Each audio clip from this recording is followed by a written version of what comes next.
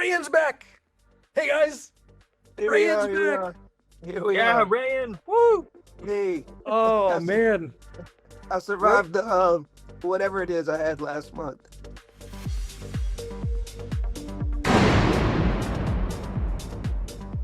There's some great shots last month, so I wish I could have been here to talk about them. But I Those are think great. this month may top it. The unfortunate thing about this month is now Ryan's missing. Oh, One of these days we'll get all five of us in here. What was interesting about last month, what was different about last month was kind of an anomaly about last month was, we always say that our votes kind of end up gravitating towards what we're jealous of. But last month it seemed like all five of us had been to like half the places we talked about. But this month we get to go back to being jealous. We'll start with Ryan's number one vote. Robin McClellan did the classic Alistair Sim Christmas Carol. What'd you love about this, Ryan? this shot I was jealous of, going back to the jealous factor, because my mom loved the movie and, she's not around anymore. And when I saw it, it just brought back memories. And it was just a shot that made me feel good to see it. There's something about those old classic movies that have got a little bit maybe more heart and soul, something about them. Like if you've grown up or it's something like your parents like, that it sort of stays with you. Got a little bit more soul.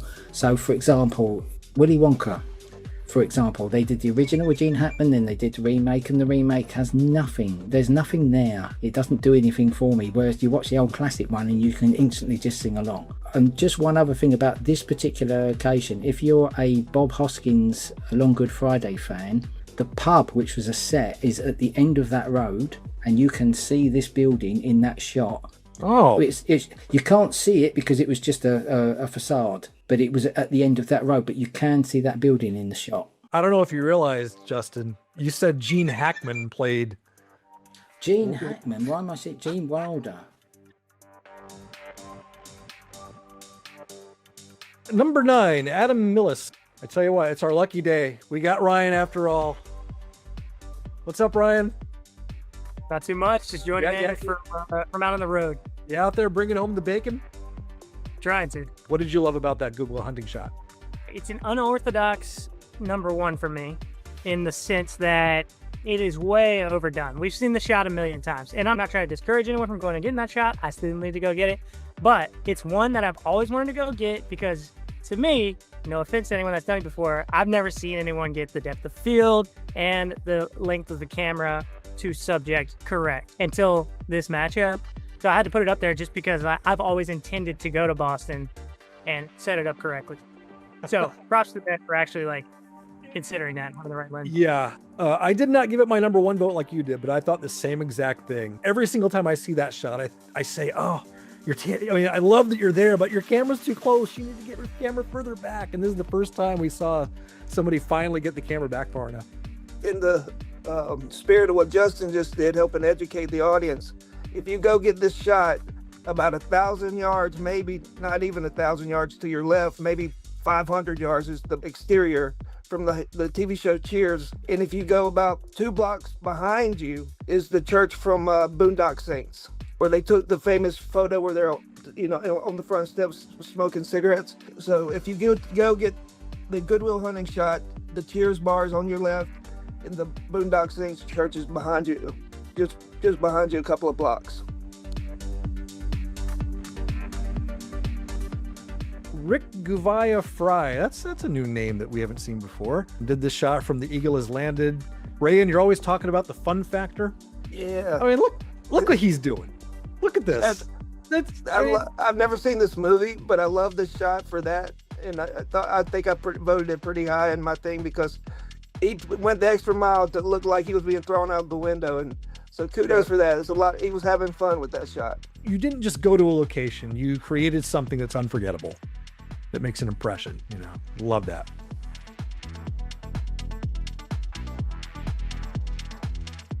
Number 7, Frank Katolos. What's not to love about From Russia with Love?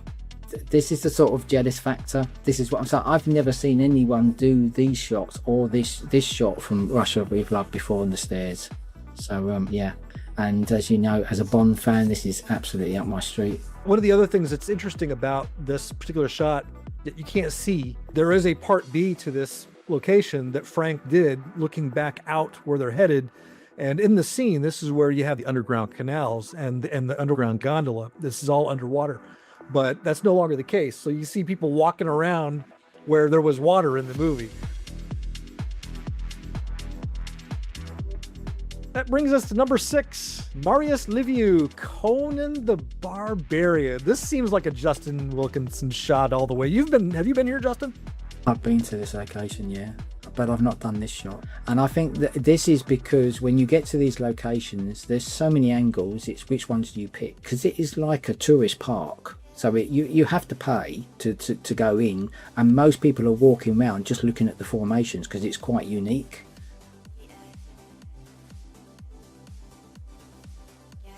All right, we're halfway home. Number 5, Tommy Laga's back. Remember Tommy? Monument Valley is like top spot on one of my lists for other movies too, not just Gump, but I've done a lot of Gump.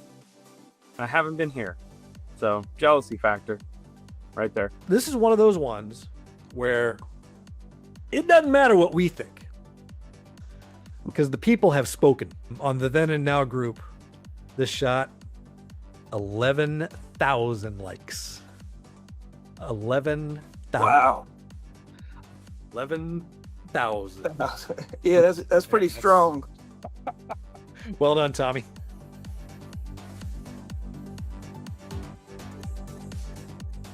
All right, number 4, another return of one of the old All-Stars, Marty McKillop. Remember the way he just put a hurting on those Star Wars shots last year. Now he's back in Tunisia. Hey, so talk about jealousy. All of us been to Tunisia how many times?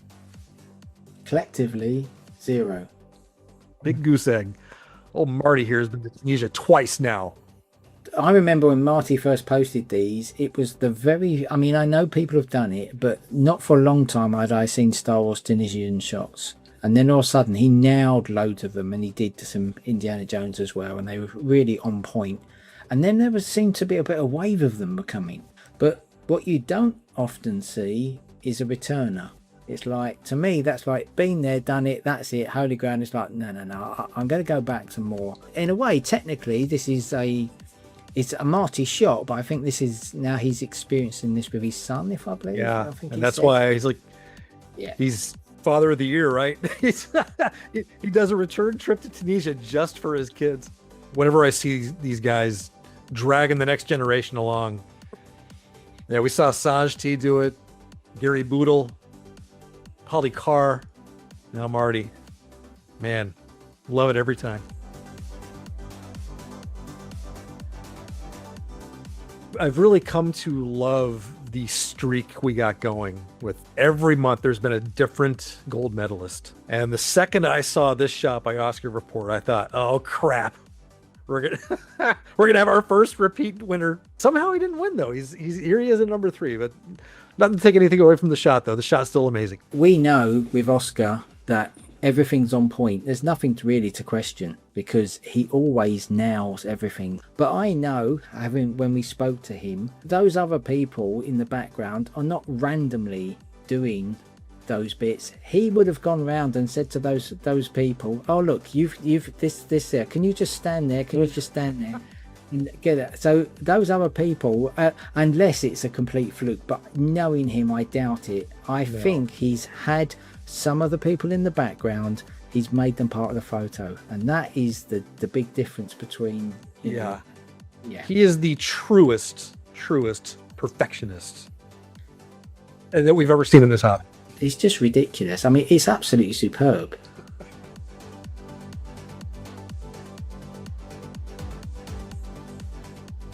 Number 2.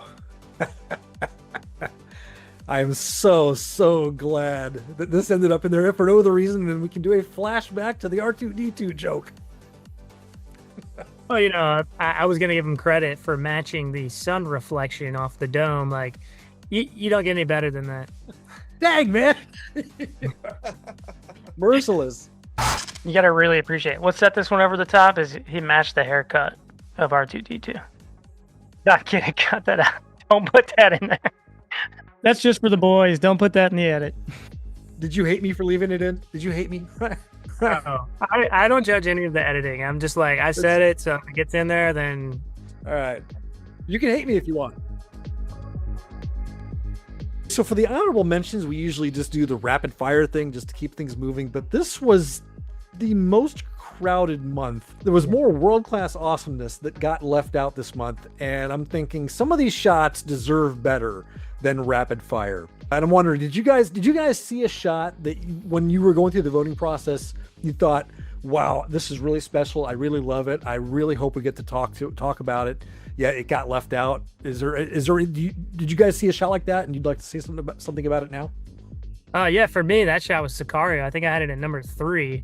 I was just happy to see that because it's not a very often done movie. The one I liked the most was the one from Sound of Music, because that's not as easy to get as people would think, because the hotel is a private hotel, and because of the amount of people that come on tours, it used to be inundated with people that are dominating the hotel that are not guests. There's a reason why that hotel is there with that view, because it is spectacular, especially at sunset. Bruce with Old Yeller. You know, I liked Old Yeller when I was younger. It's been a long time since I watched that movie, like a very long time.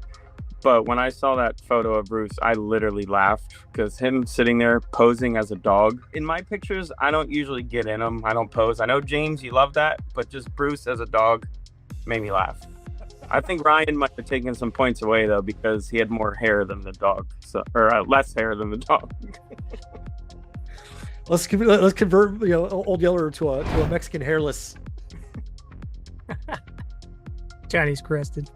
That's fantastic. Interstellar and Old Yeller. Old Stellar and Inter Yeller. There we go.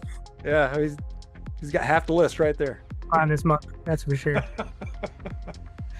Well, guys, mine's got to be Mary Arnold's shot at the Bird Schoolhouse. In my opinion, everybody should do this. Everybody should do what Mary did. Not only is it the most famous scene in one of the most popular Alfred Hitchcock movies, but you get to have a great day as well. This is one of those ones where you can drag someone else that doesn't love movie locations along with you, and they'll still have an amazing time as well. You're in this sleepy little seaside town that looks like it should be very touristy, yet somehow it's not. So you kind of have the place all to yourself. You get to get your shots quickly without any interference from photo bombers. Then you get to have a nice bowl of clam chowder right by the water with all these seals swimming by and barking. It's just it's the most wonderful place. You know, along comes Mary. She nails it. Even went so far as to find an outfit that matches Tippi Hedren's green.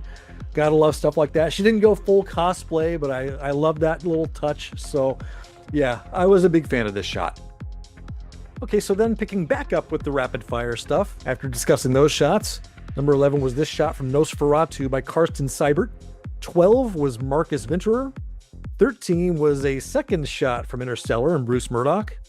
14 was the Old Yeller shot. 15, Brian Larson did Fletch. 16 was the second shot by Frank Katolos and From Russia with Love. This is the one where you can actually see where the water was. 17 was Natalie Chiarlo. The Sound of Music shot that Justin talked about, that came in at 18. The Sicario shot that Ryan talked about, that was 19. And then Polly Carr came in at 20 with the Poseidon Adventure.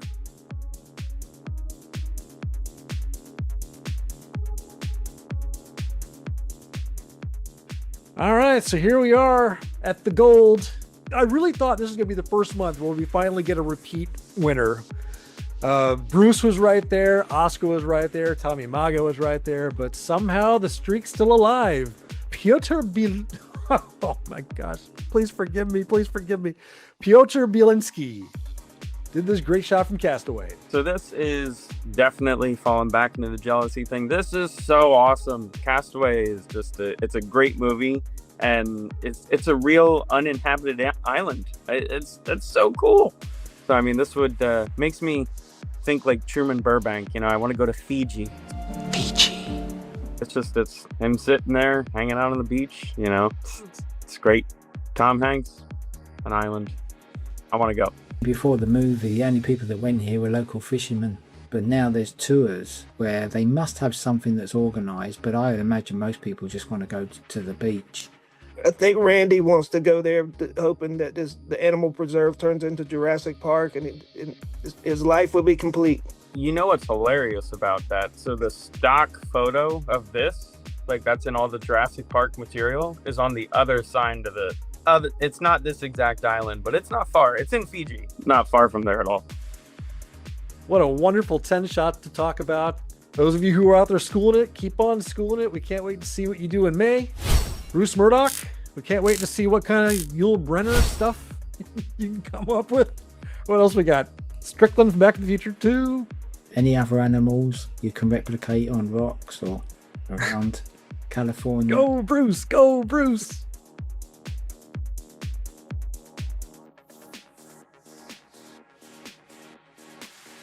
I can't believe we made it this far without pointing out that Ryan's sitting in a car and wearing a Papa John's t-shirt.